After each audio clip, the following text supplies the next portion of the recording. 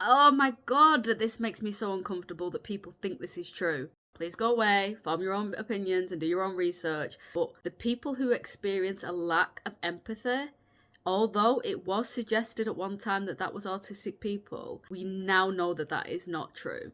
They may have empathy differences, do not lack empathy.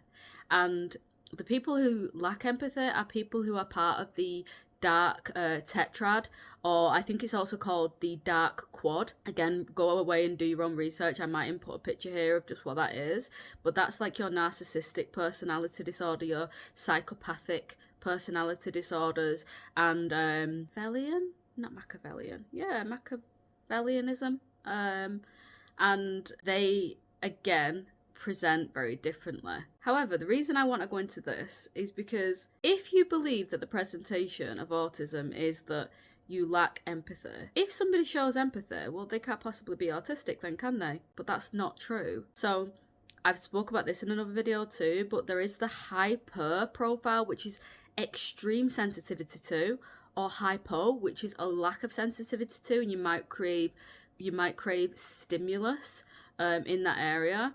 But this is also true when it comes to empathy. The empathy differences that I see, and again, I'm not going to talk from everybody else's point of view, but the ones that I experience, my son experiences, and often my clients experience, is actually a hyper. So, an incredible sensitivity to the feeling in the room. Not necessarily knowing how to navigate that or responding in the way that people expect you to. I've come across so many clients, including my own son, not that he's a client, and including myself, who spent a lifetime with question marks where question marks did not need to be, with a lack of support when support was so obviously needed, but it did not look in the typical fashion or presentation that people are used to.